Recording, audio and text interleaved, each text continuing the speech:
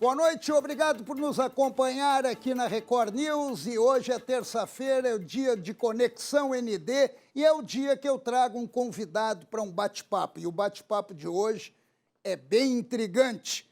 Eu estou na companhia do jornalista e publicitário Marco Aurélio Vitali. Boa noite, Marco.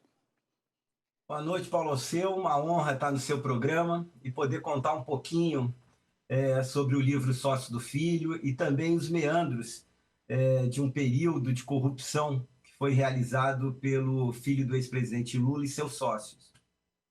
Pois é, nós vamos conversar em relação a um trabalho que foi realizado, um trabalho que eu posso considerar como investigativo e um trabalho minucioso que foi realizado pelo Vitali e que resultou no livro O Filho do Sócio. Pois é, por que você resolveu escrever esse livro?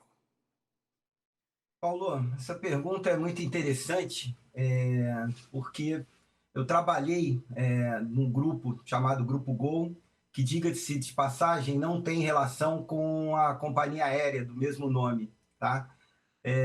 Eu conheço o Jonas Suassuna, eu costumo dizer que ele é o laranja da família Lula, principalmente do Fábio Luiz, conhecido por Lulinha.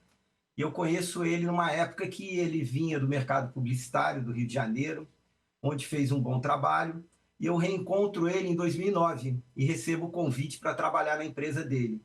Não foi ele o Trabalhei na empresa responsável... dele de 2009 a 2016, uma empresa que tinha negócios lícitos, tá? O discurso era de moralidade, só que após a minha saída do Grupo Gol, começa a fazer uma investigação e vi que, na verdade, ali foi um grande esquema criminoso, tá? Com contratos, inclusive, que a gente vai ter a oportunidade de falar aqui, de 2008, antes da minha entrada, com o Grupo Oi, Governo do Estado do Rio de Janeiro, Prefeitura do Rio, e que esses contratos eles lesaram o contribuinte e, mais do que isso, retiraram dinheiro da saúde, da educação do Rio de Janeiro, que já é um estado tão sofrido, e sempre utilizando a influência política do ex-presidente Lula. Então o ex-presidente Lula tinha conhecimento desse movimento que participava o filho dele. Paulo tinha conhecimento e esses crimes milionários eles só puderam acontecer com as bênçãos do ex-presidente Lula. Há 2 anos eu trabalho nessa investigação, publiquei o livro Sócio do Filho, e que inclusive inspirou a Operação Mapa da Mina. Diga-se de passagem, Paulo, antes de escrever o livro e durante a minha investigação, eu fui para a Superintendência da Polícia Federal de Curitiba, fiquei meses como testemunha. Diga-se de passagem, não tem delação muito menos premiada, porque eu não cometi crimes. Esses crimes, na verdade, eles cometeram. Eu não tinha nem ciência no período que eu estava na empresa, tá? Também estive no Ministério Público Federal e também estive na Receita Federal, tá? Sempre como testemunha. E ajudei a Lava Jato, isso já foi reconhecido principalmente na Operação Mapa da Mina, e compartilhei, como eu disse, essas informações durante esses 2 anos. Então, tudo que eu coloquei no livro acabou realmente sendo comprovado, não só com provas que eu apresentei, mas o próprio ex-governador Sérgio Cabral, ele, para o juiz Marcelo Bretas, ele, na sua delação, né, depoimentos, ele disse que o ex-presidente Lula pediu que o município fizesse negócios espúrios, né, que não foram realizados ou não foram realizados na sua plenitude e que fizeram jorrar 40 milhões de reais nos cofres dessa quadrilha. Agora, como é que funcionava esse esquema todo? Da onde é que eles captavam esse dinheiro e como é que eles faziam a distribuição dessa propina? Então, o que começa, Paulo, é com a entrada da Oi na sociedade da Game Corp, a televisão do chamado Lulinha, né, do Fábio Luiz. Ela se torna sócia, uma empresa que tinha capital de 100 mil reais. Em poucos meses, a Oi se torna sócia e, por isso, tem aquela expressão, né, do Ronaldinho dos negócios, que o ex-presidente falou, que não podia fazer nada se ele tinha essa capacidade de esse talento, né? Realmente ele tinha talento e tem talento para negócios obscuros. A Oi torna-se sócia e começam a ser realizados contratos de fachada com o governo. Exemplo, a Oi fecha com o governo Sérgio Cabral um projeto chamado Conexão Educação para distribuição de carteiras, como se fosse um cartão de crédito, RFID, né? Para controle de frequência. Esse foi um negócio de 93.700.000 que deveria ser implementado em 1.591 escolas. O Tribunal de Contas do Estado avaliou que após 2 anos, apenas 38, vou repetir, projeto de 93.700.000 deveria ser implementado em 1.591 escolas. Tiveram vestígios em 38. Para ter uma ideia, eles contrataram do Lulinha e seus sócios o disparo de 216 milhões de SMS que poderiam ter sido enviadas mensagens diversas e várias vezes para toda a população do estado do Rio de Janeiro. Eles dispararam apenas 3% dessa quantidade, 7,3 milhões de SMS. Mesmo assim, receberam por todo o contrato. Então, esse é um exemplo que o Cabral, depois, o ex-governador Sérgio Cabral, já disse à Justiça, isso um ano e meio após eu ter escrito o livro, que foi um pedido do ex-presidente Lula. Então, a Oi sempre era uma ponte da corrupção. Eles costumavam dizer que não queriam fazer negócio com o governo, mas, na verdade, o governo fazia com eles. Então, esse é um exemplo, tá? Se você quiser um outro exemplo que já foi, inclusive, investigado pelo Tribunal de Contas do município. Aqui no Rio de Janeiro tem um serviço de atendimento ao cidadão para solicitações, para reclamações, conhecido como 746. O atual prefeito, né, do Rio, Eduardo Paes, na sua antiga gestão, contratou a empresa do Lulinha, né, do Jonas Suassuna, do Calil Bittar e do Fernando Bittar, para fazer o disparo de SMS. Para você ver como eles acreditavam que nunca poderiam ser pegos nessa falcatrua, o governo do Rio de Janeiro, da Prefeitura do Rio de Janeiro, tinha com o IPLAN uma contratação para disparar um SMS por 5 centavos. Mas como era, na verdade, um pretexto para passar propina para o Lulinha e para a família, eles fazem um contrato com base num minuto de voz a 39 centavos. Ou seja, eles pagaram 8 vezes mais do que precisariam pelo SMS. Como mesmo assim o valor não chegava, só no primeiro ano, em 2012, eles dispararam 1 milhão de SMS e a Prefeitura do Rio pagou 12.800.000, ou seja, faturou 8 vezes e pagou 13 vezes mais. Já saiu uma reportagem, inclusive, sobre esse assunto. Um servidor público foi condenado, foi multado, coitado, porque ele só recebia ordens do gabinete do prefeito, e esse prejuízo foi de 4.700.000. Já está aprovado. Isso se arrasta, né? E não sei se um dia alguém vai realmente a fundo para fazer a condenação que deveria fazer. Então, eles receberam 10.727.129.129,16 centavos, sem realizar os devidos trabalhos. Só uma das notas, Paulo, foi pago R$ 1.200.000. 1.200.000. O valor correto era 73 mil. Eu escrevi isso no livro Sócio do Filho, apresentei à Polícia Federal de Curitiba, ao Ministério Público e Receita Federal. Todas as planilhas estão devidamente provadas e, de novo, era um esquema onde a Oi chegava, era barriga de aluguel, fazia o contrato do governo, o ex-presidente Lula já tinha combinado com Cabral, com Paes ou com quem fosse, e a propina rolava. Agora, o que me chamou a atenção que você acabou de falar, nota fiscal, eles deixaram rastro? Paulo, perfeito. O que acontece é que a gente está acostumado com aquele bordão, que corrupção não deixa rastro.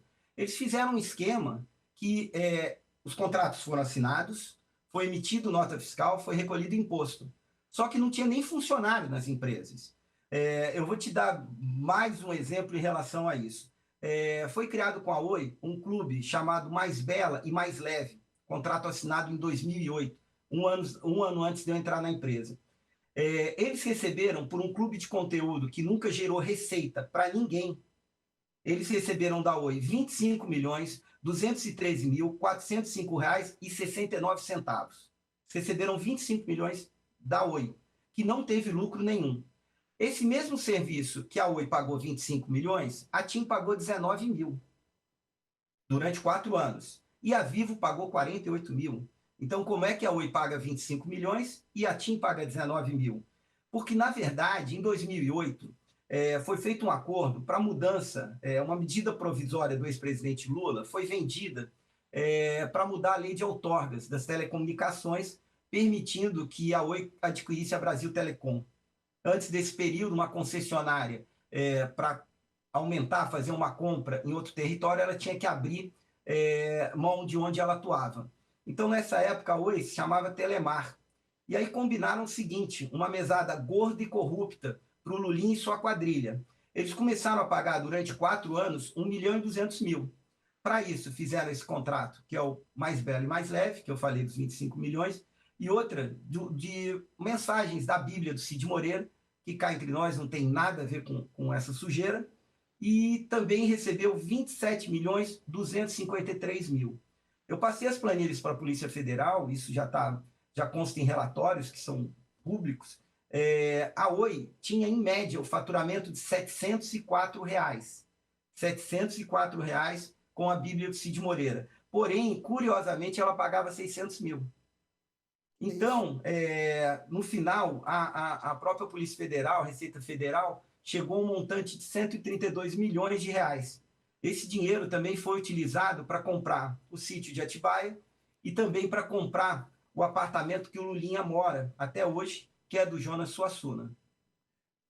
Queres me dizer que a Oi é a Odebrecht do Lulinha?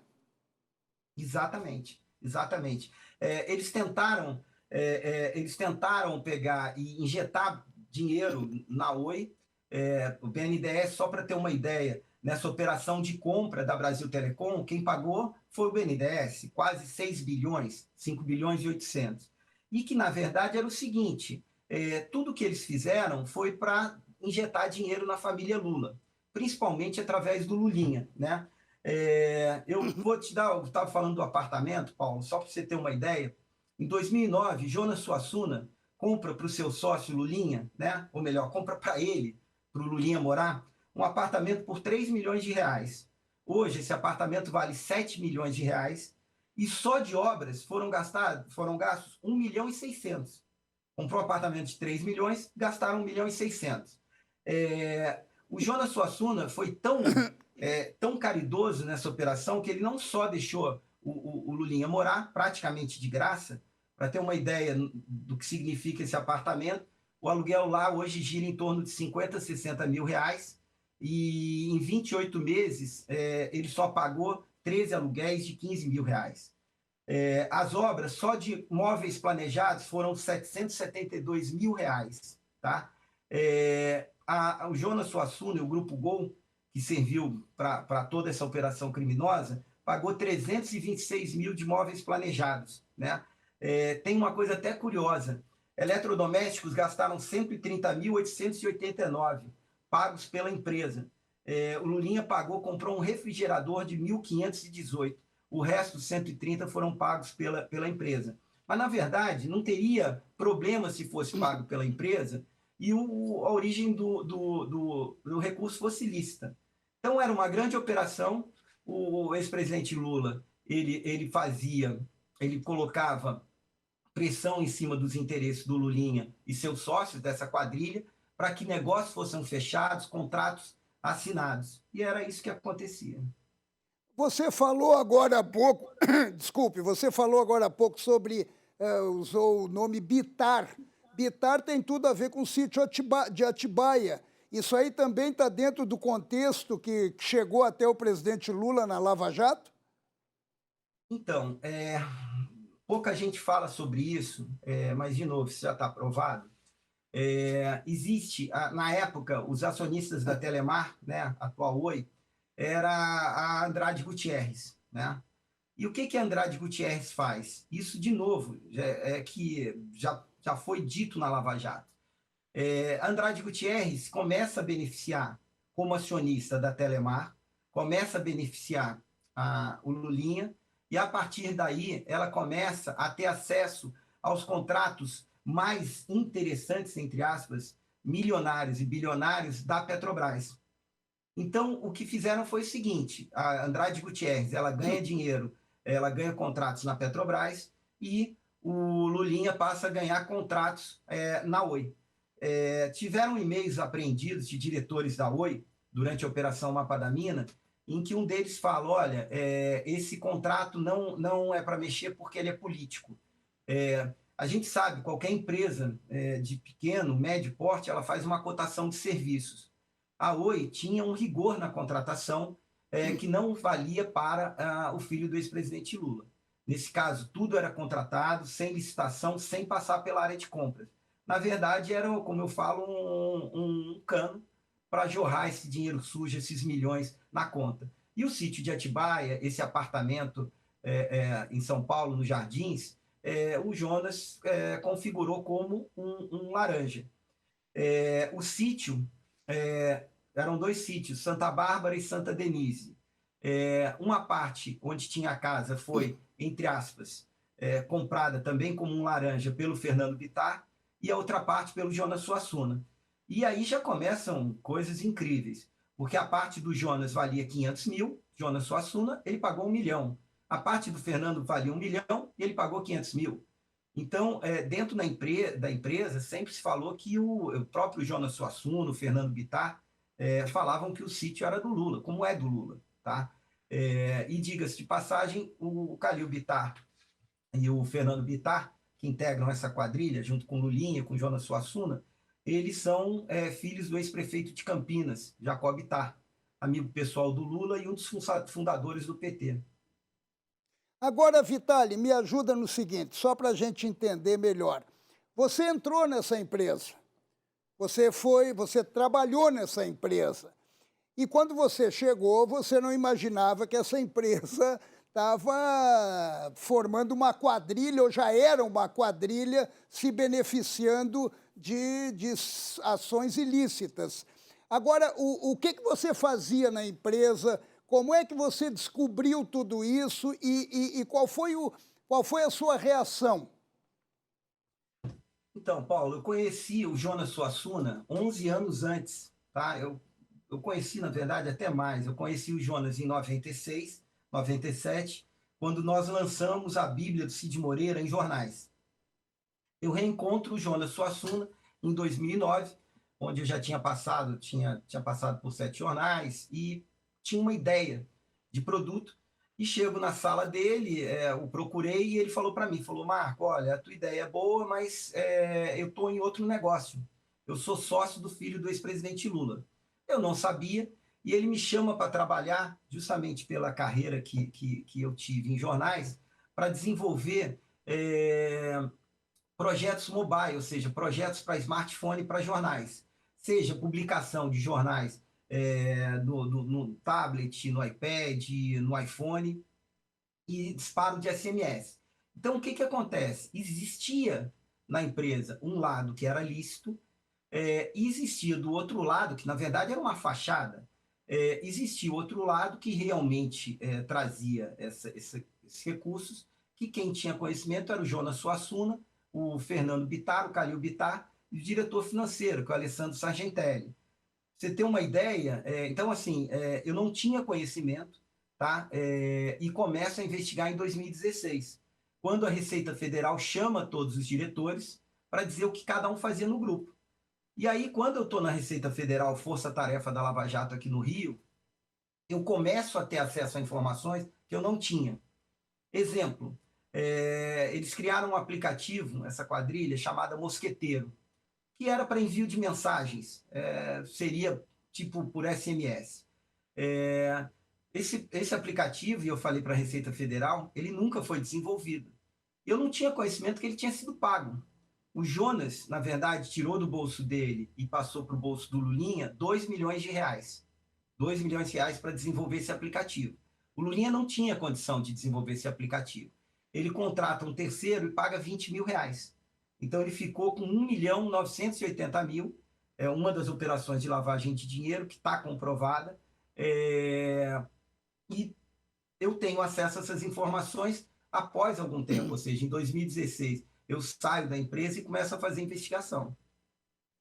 Eu vou fazer o seguinte, eu vou dar uma... A gente vai fazer um pequeno intervalo agora e eu já volto, porque o papo está muito interessante e eu vou até te instigar um pouco. Como é que tu te sente vendo tudo isso que aconteceu, juntando tudo isso num trabalho comprovado e provado no momento em que o STF vai lá e inocenta Luiz Inácio Lula da Silva? Mas você vai me responder isso daqui a pouquinho, quando a gente voltar dos comerciais. É rapidinho, a conversa tá boa, mas a gente já volta.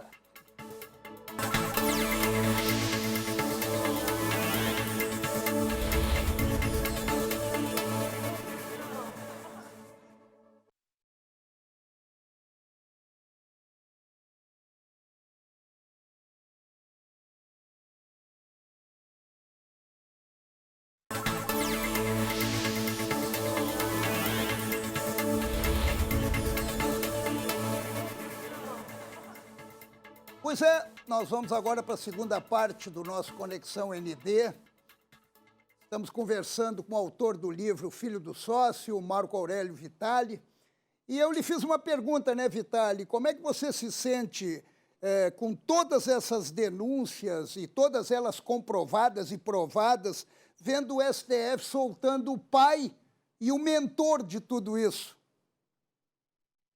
Então, Paulo, eu acho que o sentimento geral é de indignação, né? Eu sempre costumei falar que no livro Sócio do Filho, eu não vou atrás de pessoas, eu vou atrás dos crimes que eles cometeram. O meu papel foi investigar, eu assumi como missão de vida mesmo fazer isso, porque até no prefácio, na dedicatória do livro, por acaso eu tenho 4 filhas e eu escrevo que todo esse trabalho é que para um dia, esse não seja o retrato do Brasil que as minhas filhas vivem, né? Sem dúvida nenhuma, eu vejo que o Brasil ele é o país da impunidade, né?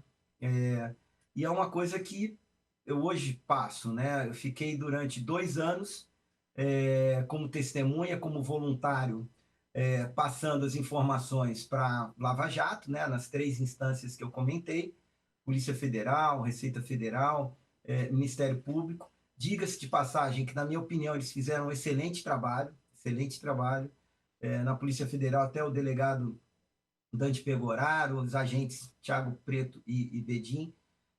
Só que, a partir da investigação, por algum motivo, ela para chegar na justiça, né? Isso um pouco antes da Operação Mapa da Mina, em 2019, e foram fizeram 8 pedidos de prisão, inclusive para o filho do Lula, para o Jonas Suassuna, para o Lulinha e para, inclusive, outros diretores da empresa. E a juíza Gabriela Ratti, ela disse que, na verdade, não fazia assim, lógica expedir a prisão deles se tinham demorado 1 ano e meio para pegar e mandar o processo para ela. Então, o que acontece?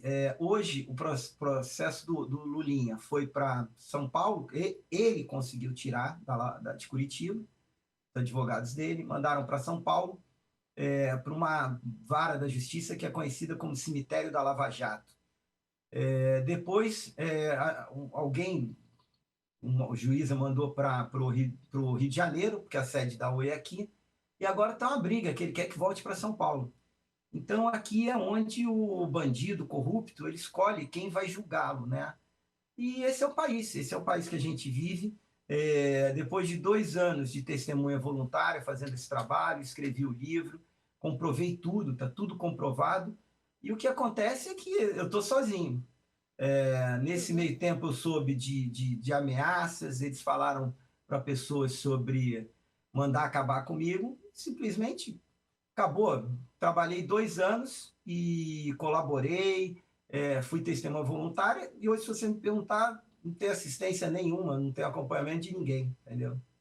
Pô, isso é duro ouvir.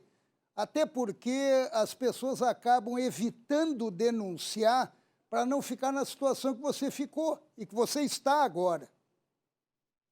Paulo, vou falar uma coisa muito triste, mas vou falar.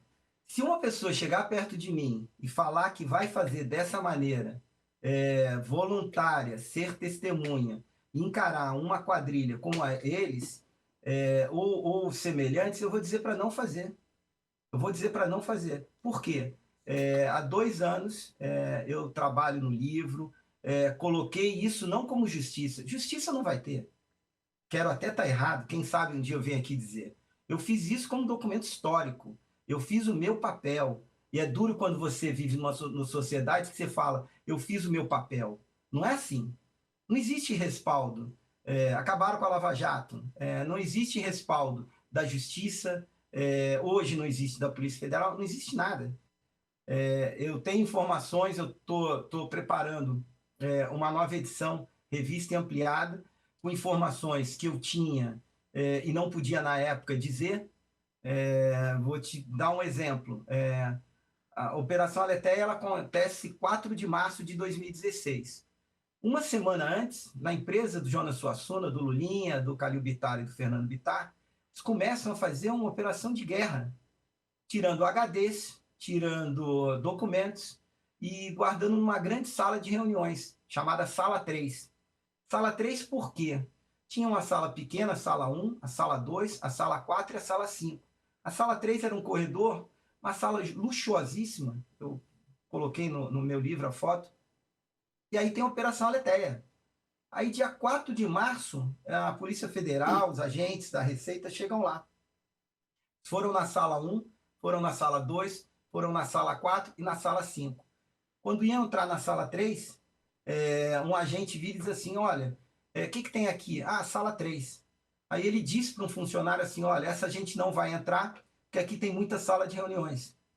E eu pego, investigo e descubro que esses documentos foram levados para um condomínio da Barra da Tijuca, de um parente do Jonas Suassuna. Essa informação não pude escrever no livro, e vem a Operação Mapa da Mina, faz um trabalho muito bom, busca e apreensão, recupera parte desses documentos, comprovantes dessa propina, contas no exterior, essa lama que eles fizeram durante anos aqui no Brasil. E aí, Paulo, o que acontece?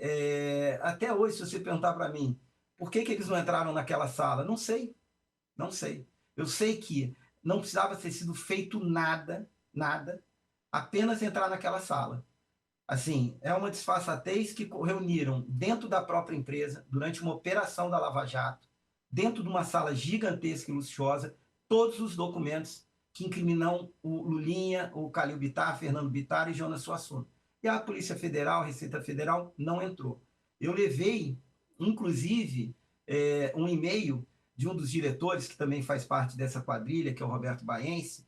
Eu levei um e-mail em que cobravam que eu deixasse os meus documentos lá. Só que como eu não tinha nada a esconder, eu não obedeci essa ordem. Então, eu entreguei para o delegado Dante Pegoraro um e-mail do dia 3 de março, véspera da Operação Aletheia, em que eles, o diretor de tecnologia, financeiro, diziam que, por ordem do Jonas Suassuna, era para eu guardar todos os documentos naquela sala. A Polícia Federal entrou na minha sala, não apreendeu documento nenhum, obviamente fez a revista, e até hoje esses documentos, parte foram recuperados, logo, logo devem ser cancelados, a Justiça deve dizer que não podia ter sido por Curitiba, então as provas colhidas são ilegais, entendeu? E ilegal é apenas o que é hackeado, o que não tem origem, o que não é periciado, né? O legal é o ilícito. Nós estamos vivendo no país onde o criminoso é a autoridade. Agora, o que me chamou a atenção nessa operação é o seguinte, eles tiraram toda a documentação e levaram para a sala 3, antes da operação, ou seja, eles estavam sabendo que alguma coisa ia acontecer. Quando chega a operação, ela não entra na sala 3. De repente, era a carta marcada. Então, Paulo, eu não sei. responder exatamente, como eu fui muito criterioso na investigação, eu não tenho essa comprovação. A alteração aletheia, que foi muito conhecida porque levou de forma coercitiva o ex-presidente Lula para depor, ela vazou num blog de uma pessoa ligada ao PT, né? Então, o que eu digo é que, na véspera, eles começaram a reunir esses documentos. Eu me lembro que alguns diretores até me chamaram na sala e falaram: Marco, a gente está tomando uma decisão, o Jonas Suassuna está viajando, a gente está querendo apagar as câmeras da empresa.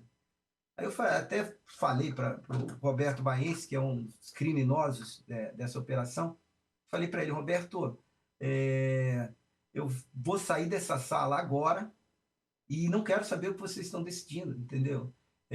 Você pegar e apagar as câmeras da empresa significa obstrução de justiça, ocultação de provas, é um crime, entendeu? Então, assim, isso eu já estou falando no momento em que a Lava Jato está batendo as portas desse grupo criminoso, né, do Grupo Gol.